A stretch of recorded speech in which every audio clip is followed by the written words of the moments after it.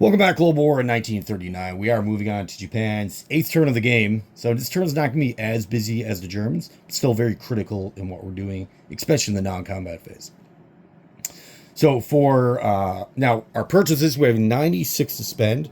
We're going to be getting a fleet carrier, battleship, a cruiser, 4 destroyers, 2 artillery, 2 special naval landing force, 3 infantry, and of course our allies producing force as well.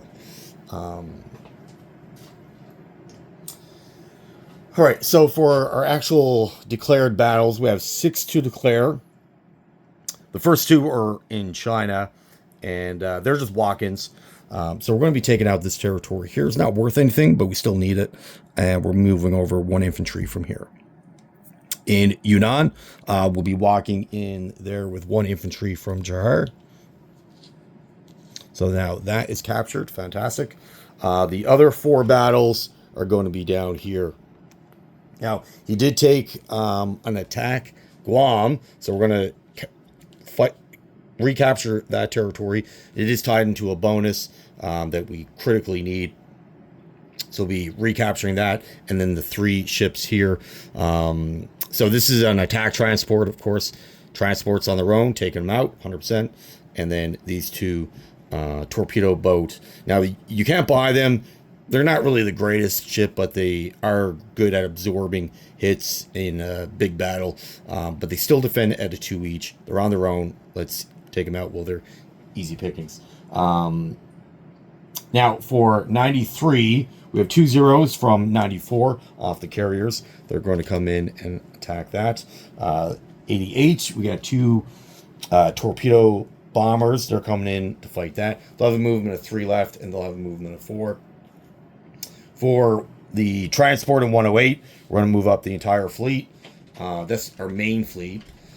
To take that out. And of course, in our smaller secondary fleet in 92, which consists of 3 transports, a monoclass battleship, 2 destroyers, 3 cruisers, and 2 escort carriers. But we will be taking out 2 of the transports from 92. And with that, they're going to be grabbing 2 special naval landing force, an artillery, and then an amphibious tank. Will be landing there. We'll also be giving them the 2 fighters to fight on the land, and then the 4 battleships will do the bombardment one as well. So that's all it for the battles, 2 of which are already done. So let's go and do the rest.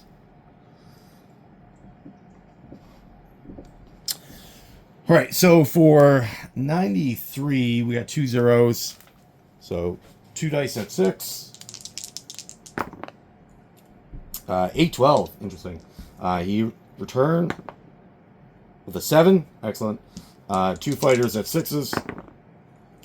6, 5. Perfect. And he returns with an 8. Okay. So that's gone. And these fighters still got a range of 4. Let's do the other battle. We got 2 at 7.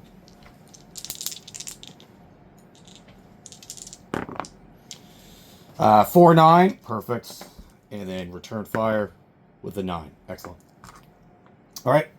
So very expected results, as their defense is extremely low. Same thing with this attack transport. Now, we do have 2 subs in this fleet, so let's attack with them first. If they land the hit, then there's no return fire. Subs at 4s. 3, 8. Perfect. No return fire. Excellent.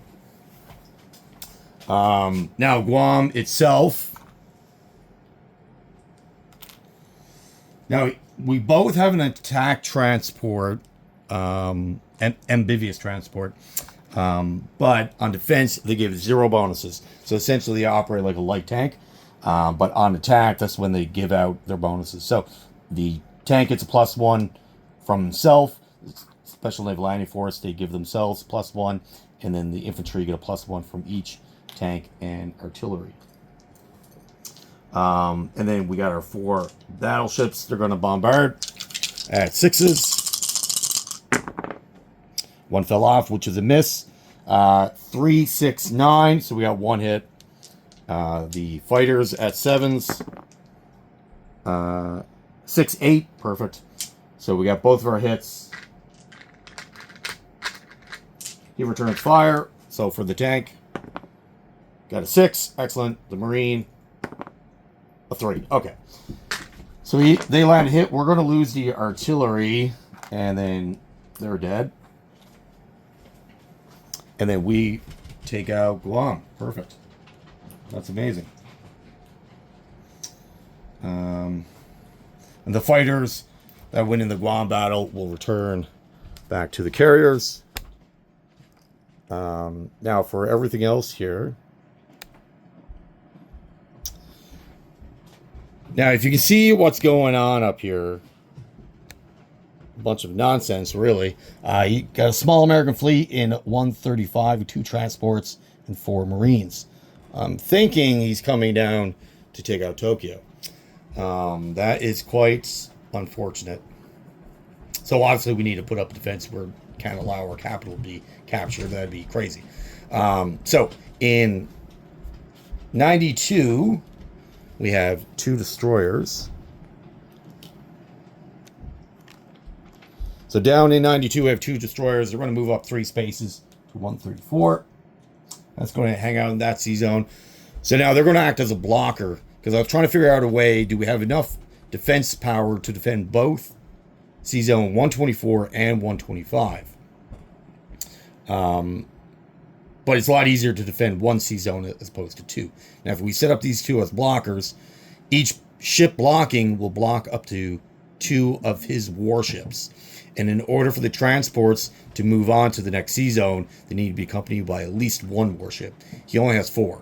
So he can move into 134 and get blocked. He won't be able to move on any further. So that won't help him out. And then, so he'll have no choice but to go into 125. So the Yamato class is moving over there. From 92 as well, we're going to bring up a couple of carriers. These are the escort carriers. So we're going to bring both of them up. We're also going to bring up a cruiser from 92. The other 2 cruisers and a mono class is going to 108 with the rest of our main fleet.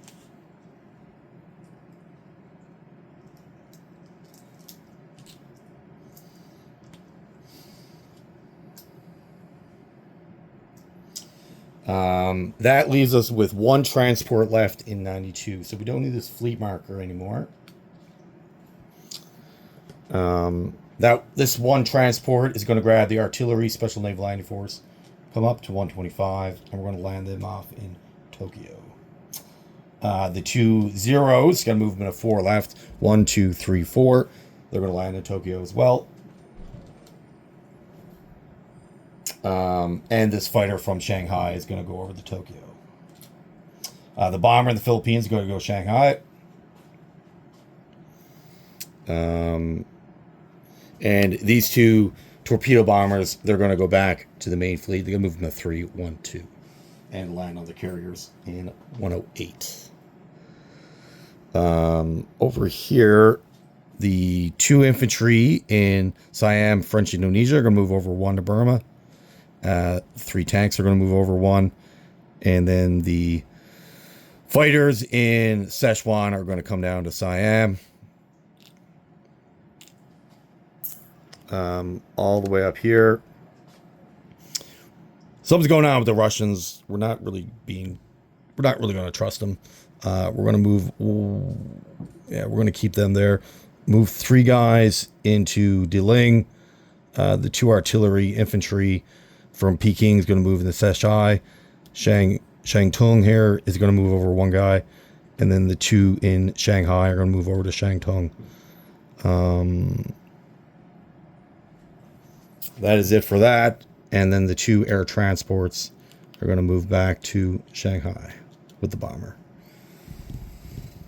And the 2 transports in 124, they're going to come over to 125. Yes. That should be it. Okay. Now, Siam, they're building an infantry for us. That's the one that we have to build there. We're also going to get 2 more infantry. The 2 artillery are going to go into Peking with our last infantry. And then the 2 special naval landing force are going to go into Tokyo. So now we have 5 there. Now, if he attacks, for some reason, if he manages to get through our navy and attacks, each special naval landing force is going. Here they're going to defend at 6. They'll get a +1 for being on home Japanese territory, and then +1 for being attacked by a transport.